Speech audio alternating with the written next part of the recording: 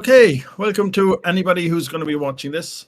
We have two really interesting guests about a really interesting topic this excited about. So Octo Microbrewery are in Cyprus. They're one of a handful of microbreweries or breweries in Cyprus. And we have Taras and Tatiana from them to join us to talk about a new beer that they're bringing out, which is a recreation of a Bronze Age beer based on archaeological findings in Cyprus itself.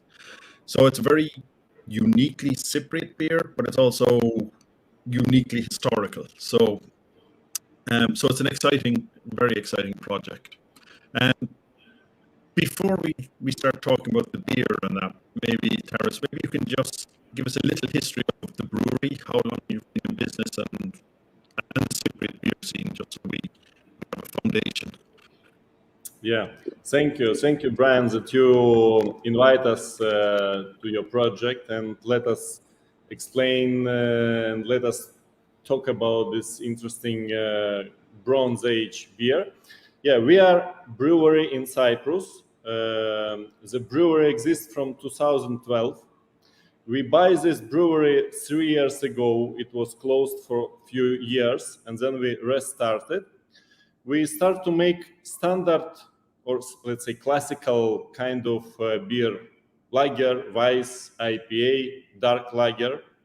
And also our main idea to find some kind of beer which represents Cyprus in a worldwide area. For example, it's a third year when we brew grape ale with a local kind of grape juice, Xenisteri. We win this year a golden medal in International Craft Beer Awards, and we win also awards Grape Ale of the year 2022. And follow this, we make some experiment. We make beer with a paputsosiko. It's a cactus fruit. We make this experiment with figs, according the old recipe which we discussed with archaeologists they find in Cyprus. So our idea to find something which will be different, which can present Cyprus like a modern and interesting beer country for tourists and for local people.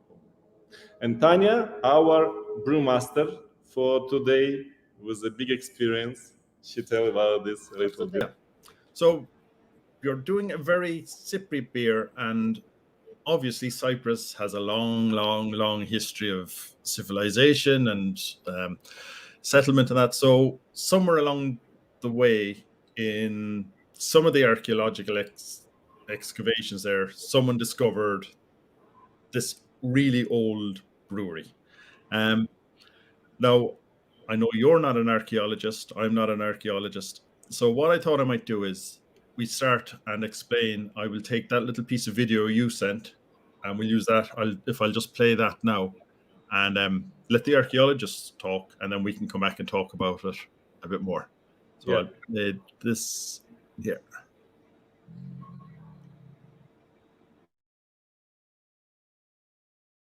I'm Dr. Lindy Crew. I'm the director of the Cyprus American Archaeological Research Institute, and we're standing here at my excavations of Kossonika Skalya near Paphos. But most interesting for your point of view is this courtyard here, where we have interpreted a structure as a malting kiln used in the production of beer.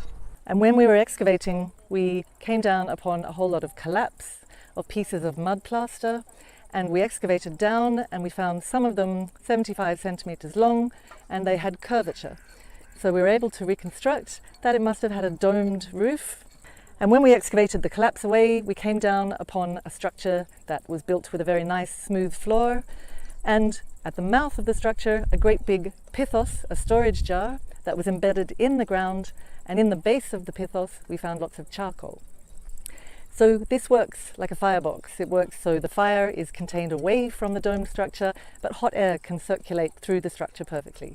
And we know these have been found in the Near East, in other parts of the world, such as Scotland. So it's a common type of heating feature. After excavating what we believe to be the malting kiln, we decided to do some experiments to try and reconstruct them. And then we actually we didn't make bricks, but we just built coils of earth. Once we'd got to a nice height, we then started to create a domed roof to this, where we found evidence for burning and fire. And we believe that the fire was set inside this pithos. The hot air would rise up into the top of the dome and then circulate around inside the dome. But the floor level is actually perfect for malting barley. And what we also found within the deposits, we found a few barley grains, we found some fig seeds, we found flat stones and partial pots that had been used to heat or dry something. So we think this whole courtyard was basically designed for the purpose of all the steps of beer production. Okay, so that I think explains exactly what they found. So this, Taras, this is a 3,800-year-old site? Yes, Lindy tell us that it's approximately the age of this brewery. And we started to discover history, and we find older in Mesopotamia or in Egypt, but in this around Bronze Age. So Cyprus was one of the first country who started to produce beer in the world. Okay, so it's so it's a long history you have to live up to. Yeah. Unbelievable. No pressure. So I mean, I know archaeology, the little I know of it, I mean, a lot of things are open to interpretation and people may dispute, but it's all, putting all the little circumstantial bits together to see what the most likely outcome is. And they seem pretty sure that this was used for making beer. And they've reconstructed it. And is this well known in Cyprus? How did you get in touch with the archaeologists, or did they get in touch with you, or? We decided to make a small museum in Brewery because we are in touristic area. So we want to tell people about Cyprus beer history, and we find this article, and it was very interesting. We contact with archaeologists, and they are very open to share all information what they want, what they have.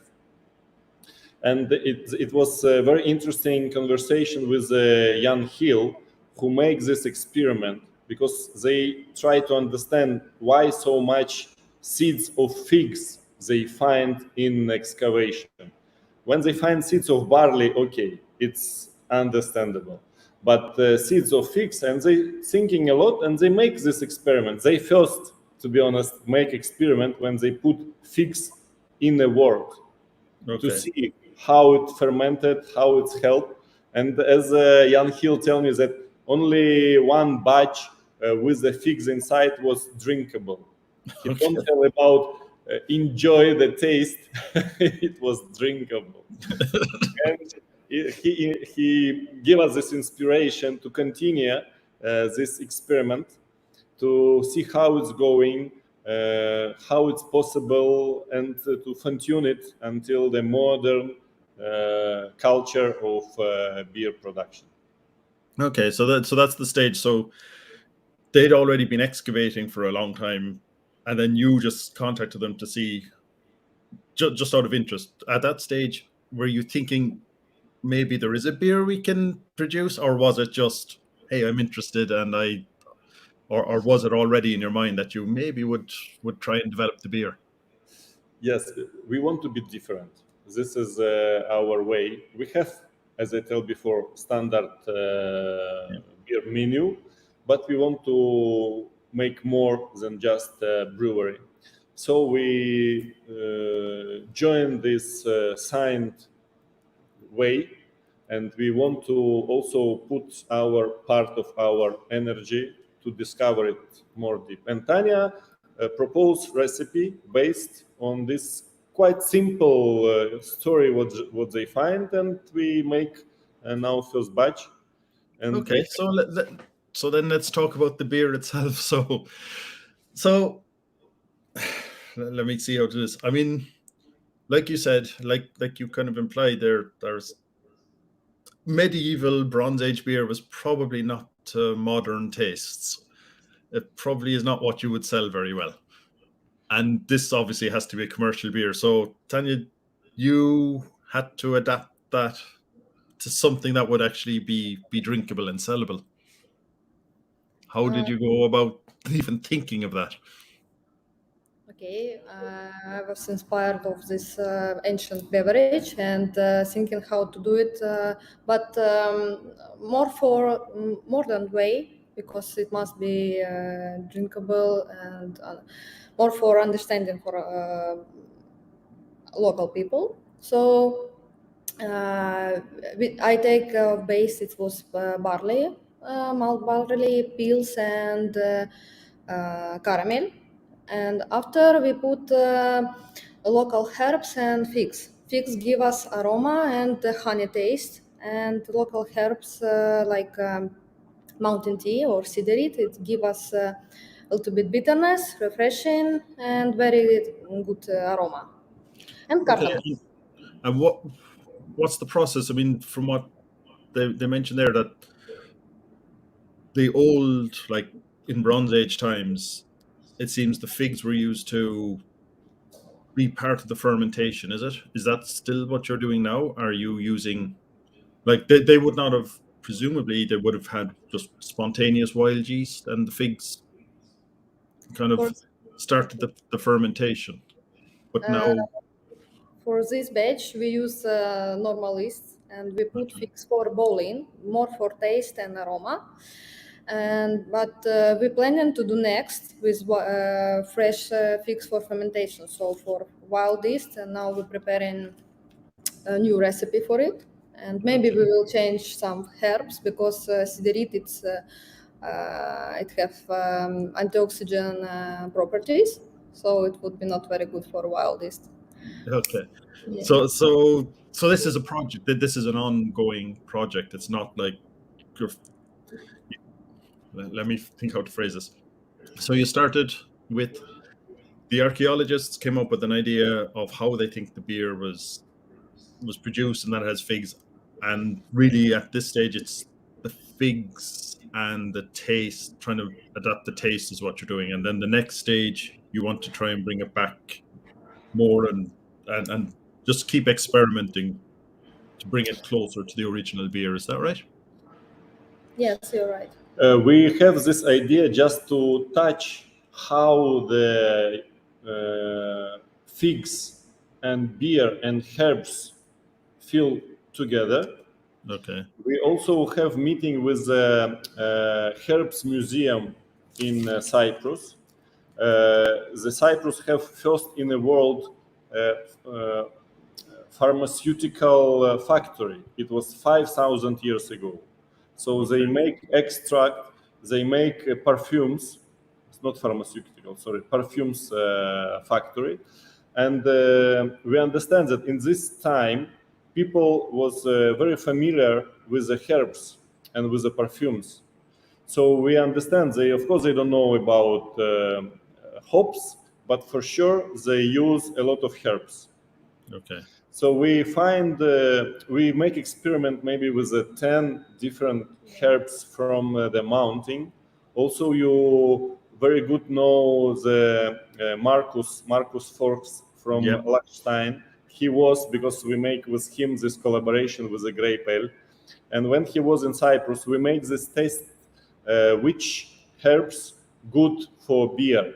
And we find this mountain tea.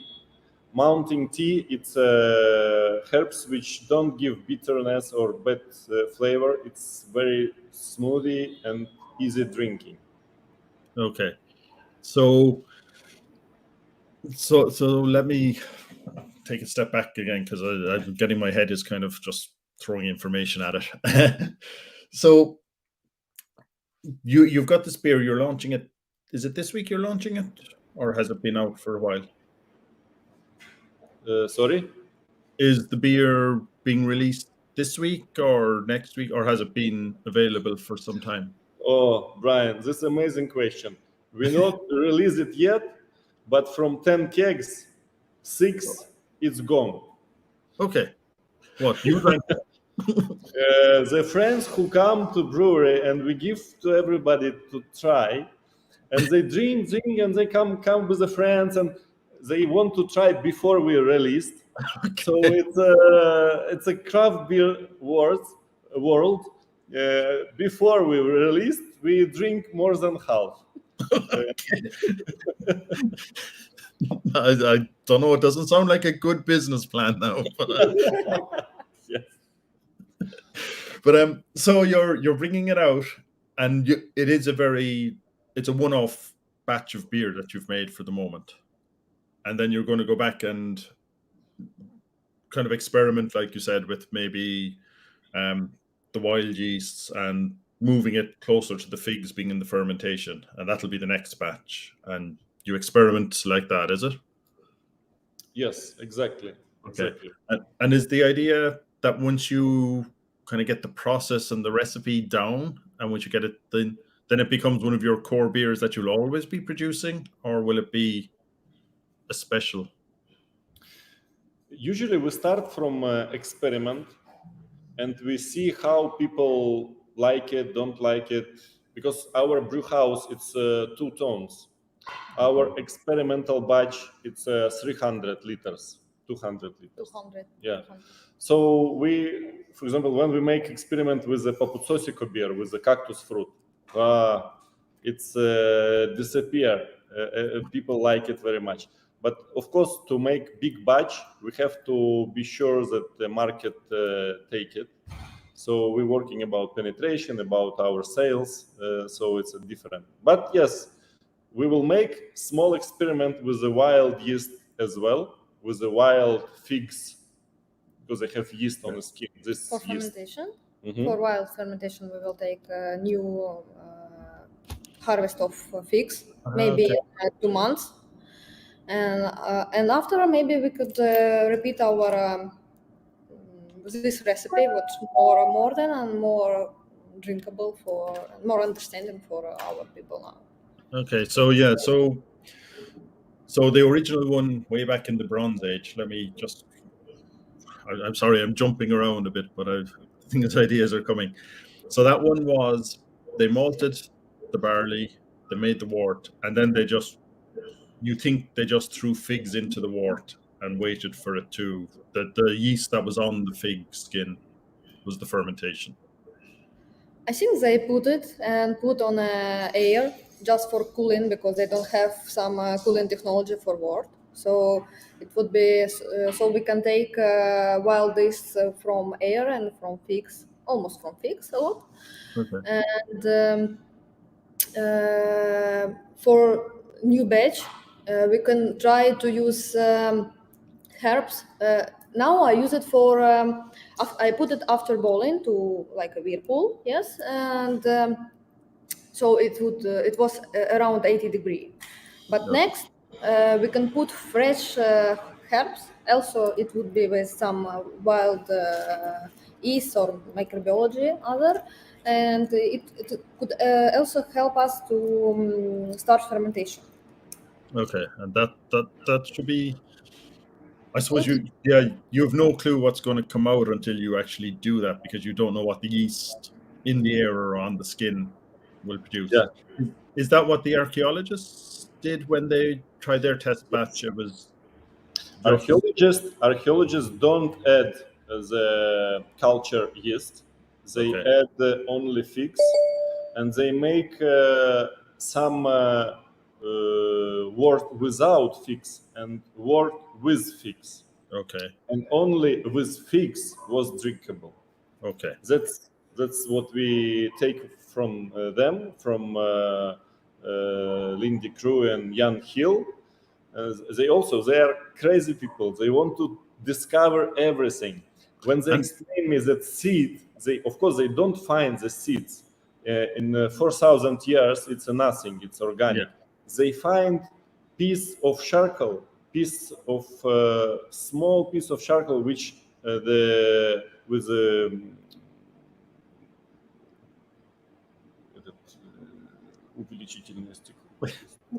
microscope.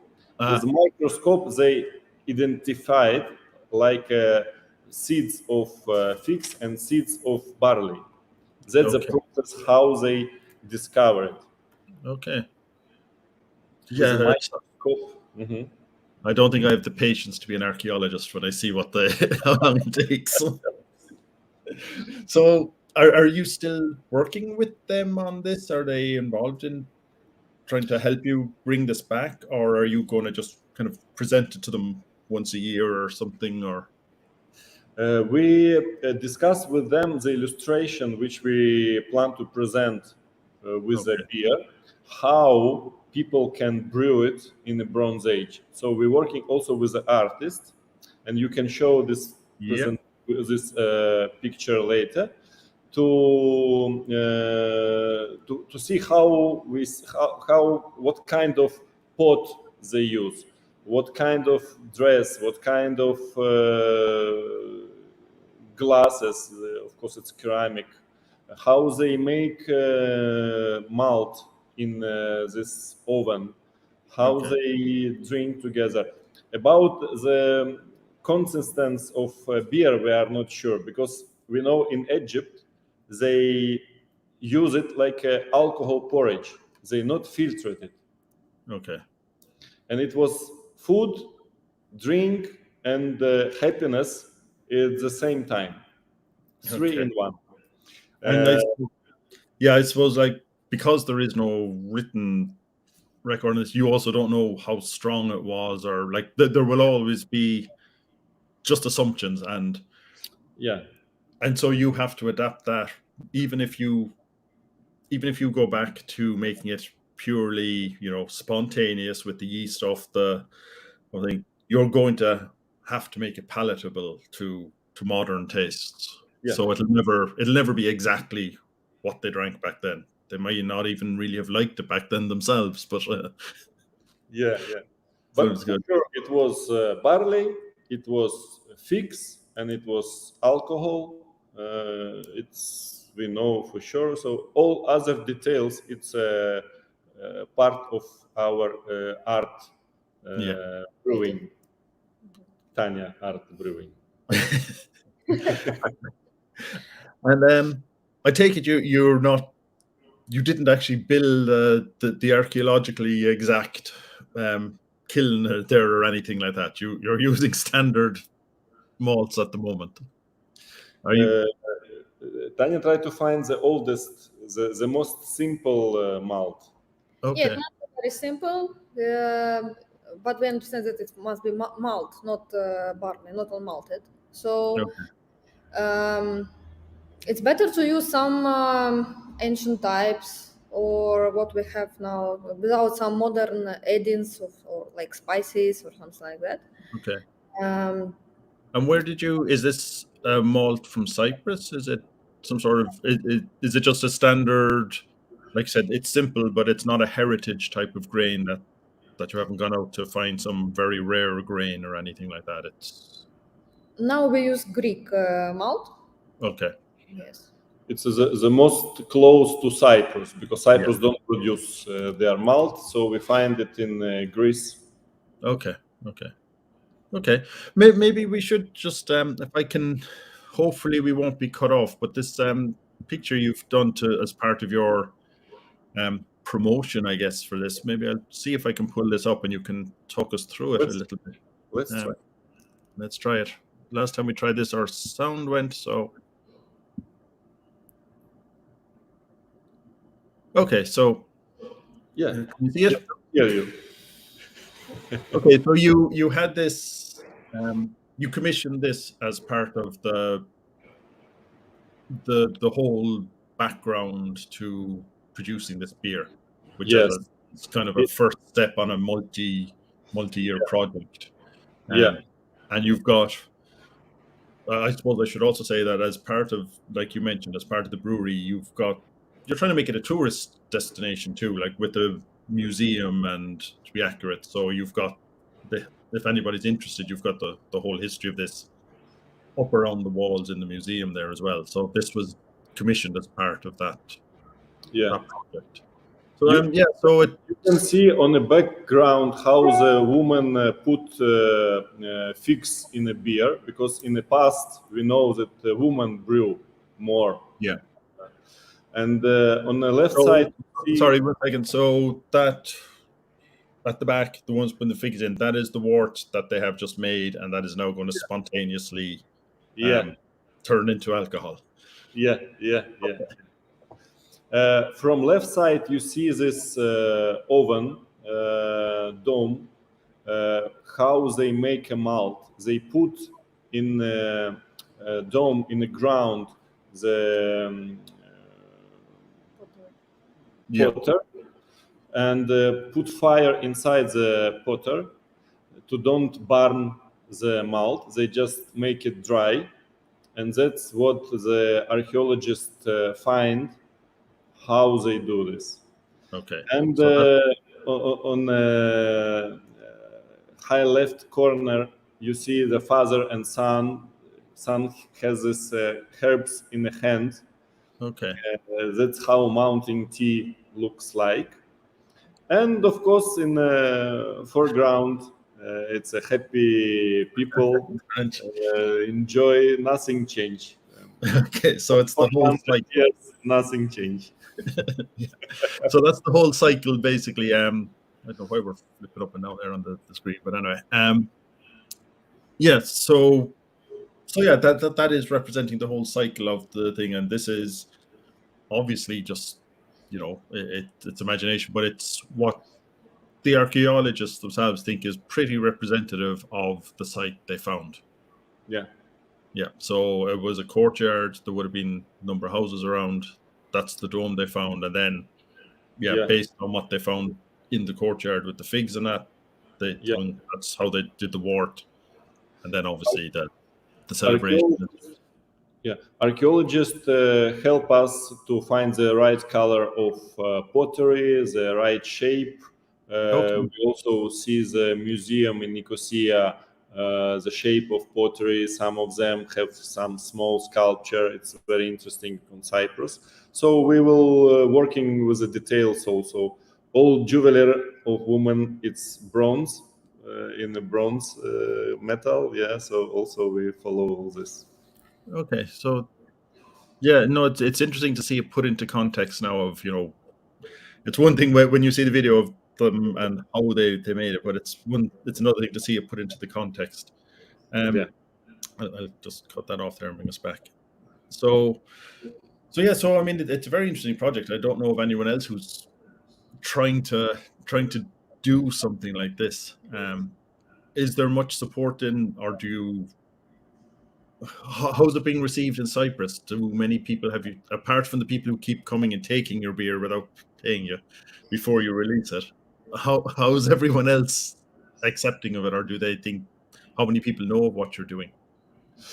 Not too much yet, because Cyprus maybe it's the last country in Europe who just start craft brewery movement.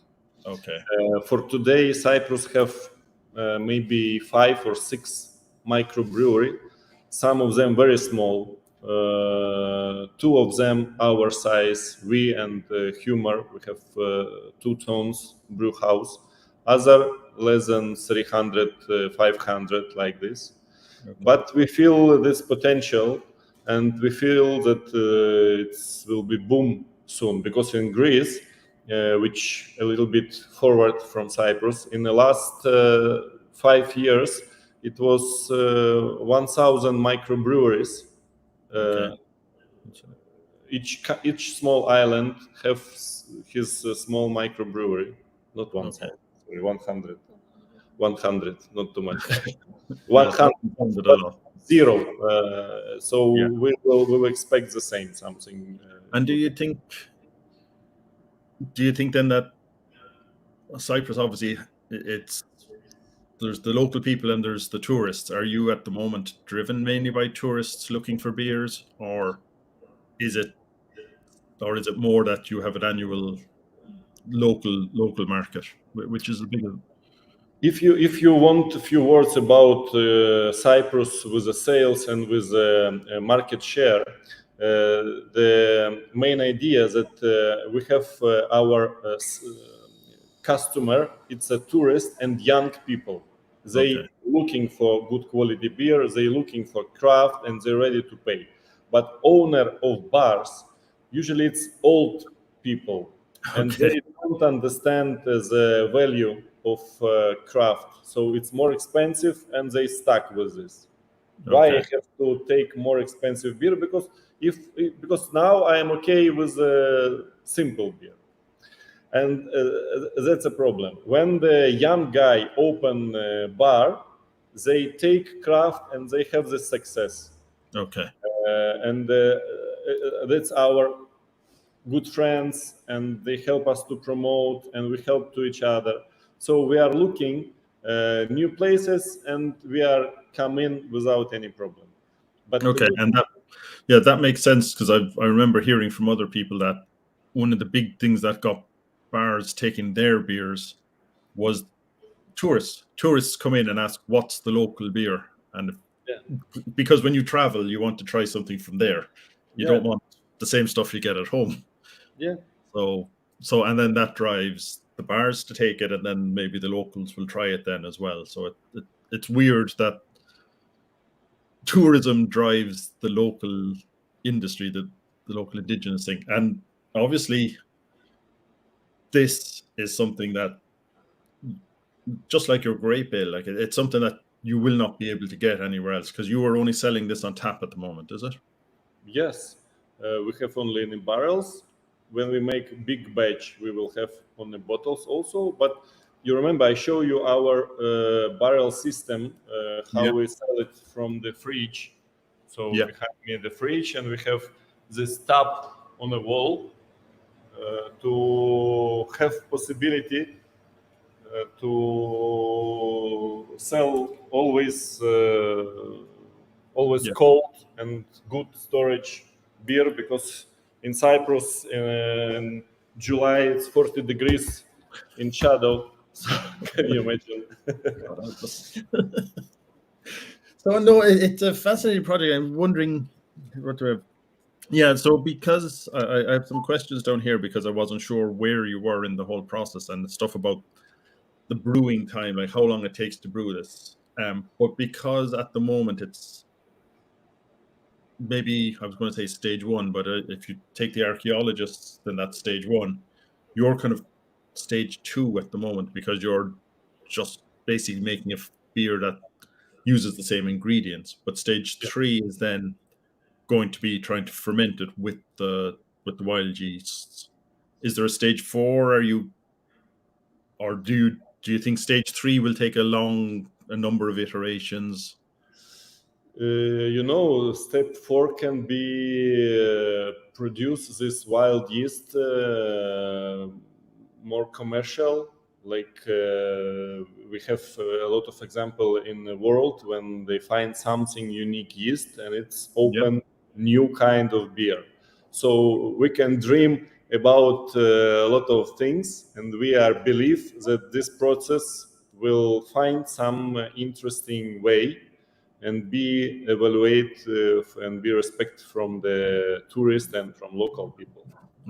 And how close do you think you will end up with or can anybody say how close it will be to the original beer?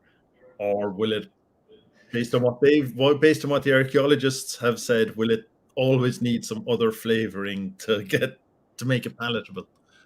When we ask, I will answer you in a different way. When we ask archaeologists about fashion of the people in the Bronze Age, or about haircut, they say, Taras, if we can prove it, we can answer, but we don't have any idea about his clothing and about his haircut. So again, we can't prove anyway how it was in Bronze Age. So we follow the simple things which we for sure know, and it's help us to continue it, to find something modern and something interesting for modern beer world. Yeah. And I mean, it is the same as a lot of the farmhouse beers you see from, say, Norway, that they are kind of living archaeologies in many ways. And like you Yeah. said, the yeasts are maintained. Or I suppose you could say lambics from Belgium are the same. Like it's the same yeasts, the same, or at least we assume the same yeasts. Obviously, climate has changed as well, so yeasts will have shifted. So it's going to be the same thing. You can never. Everything has to change. You're not going to go back and make a museum beer because that existed exactly as it was, because fashion's changed. Nothing stands still. But it's interesting that you're trying to take it a step at a time and try and bring it back as close as you can to the process, and then probably freeze it a bit and then do little small tests after that to make it. But nobody would buy probably a perfectly accurate beer. But people very interesting. What we are happy that and local and tourists, they are catch idea to try something unique and local, and we feel this support. Right. And for us also interesting that the Cypriots, they are not very deep with beer history. Cyprus, it's a wine country. Yeah. Very famous with the wine, good climate and the good varieties of wine, and they have this Sinisteria and a lot of. They start to renovate all the varieties of grape to again restart old recipe. We with our beer, we are part of this movement to renovate something unique from the area. Right. So yeah, I mean, it sounds like you don't see yourself as just a purely commercial thing. You are part of, like I said, with a long history, you have a lot of things to stand up to. But it's being part of the culture, being part of, just part of the society of where you are is important. That's very fascinating. Will this ever, do you think, be available outside Cyprus, or will people always have to come to you to get it? Our grape ale we export to Germany already, and we discussed with the USA. So first you have to try. I would like to send you some bottles when we have beer for bottling. And you tell me, would you like to have it in your shop close to your house? Okay, I'm sure. First, I'd love to get some and try. Unfortunately, I cannot be there and take some of your other 4 barrels that you have left. But so just to bring it off, maybe we'll just finish up here. So your first batch is ready. You're hopefully, if nobody else comes in over the weekend, you'll actually sell some next week. Yes. And when are you planning the next batch? Next year. Okay. But the big batch, the small experiment, I think we will do when we have fresh harvest of figs. Okay, and when is that? What time of year? We have to check the farmers. I'm brewer, but the figs tree we have opposite of our brewery. It's 20 meters. Okay, so you can take. But now it's the winter in Cyprus. It's like summer in Europe. So everything is growing, everything is green. Summer, everything is dry. Okay. So so you should have figs fairly soon, and you're ready to do your first batch and try it. Yeah. And then with wild. And if it works, then this time next year you could have your first big batch of wild fig beer. It's something exciting. It's something really exciting to look forward to, and I'm going to hold you to sending me a bottle once it's in bottles. For sure. All right, listen, guys. I'm sure I've forgotten about 90,000 things I should have asked you. Is there anything you can think of that I forgot? No, I think the conversation was very interesting, and all your question was in the point. Okay. Thanks. I was trying to come up because it's such a big topic, and it's such a bit. And like I said, not being an archaeologist, I only have the vague ideas of what to ask. So hopefully I didn't. I don't see anyone else here asking questions. So hopefully I didn't do too bad, and people have a good idea. I think that diagram picture helped to explain it a lot, and the video as well. So it's exciting stuff. Best of luck with it, and hopefully Yeah, you'll have to tell us how those four are those 4 barrels. You know where they're going, or do you still have to find a bar to put them in? Sorry, what you mean about bar? The four barrels that are left, are they already sold? One will go to Nicosia, one will go to Paphos, and one to Limassol, because we have in each city bar who support with the draft, with our fridge. So also it's part of our marketing strategy to attract people to this place with this limited edition batches. Okay. And now we're preparing the Christmas beer. What is it? Dark stout? No, it would be sweet stout with vanilla, cinnamon, and carob syrup. It's local beans. Tree. Local it's tree. a carob tree which make like a honey carob syrup. So even, I mean, apart from the first beers you produced, like the IPA and the Weiss, nearly everything you're doing, even if it's a classical style now, you're bringing in something from Cyprus, something that is uniquely Cyprus. Yeah, exactly, Brian. Good to see. That's good to see. I'm going to have to get to Cyprus someday to pay a visit, but unfortunately, I don't know when that will be, but someday. Now you have the anchor place. You know where to stay. Yeah, I'll just come and live in your brewery. Sure, welcome. All right, listen, guys. It was good chat and very interesting. I'm really looking forward to seeing. Like I said, this is exciting enough, but it's really, once you kick into this wild yeast one, I think it's going to be really, really interesting. Maybe you come back and talk about it once you have that one available, and for sure, discuss the differences, and and your experience.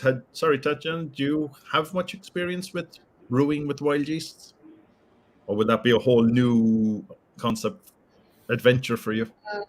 With wild yeast, only half a year, not a lot, but with normal 8 years. Okay, no, I'm just wondering about the wild. So it's a big adventure as well for everyone. Yes, because it's so much difference with wild yeast, and even we're thinking maybe we can do different batches, because we can take a few different harvests of figs from different area and check what would be best, what fermented best, what would be the best temperature.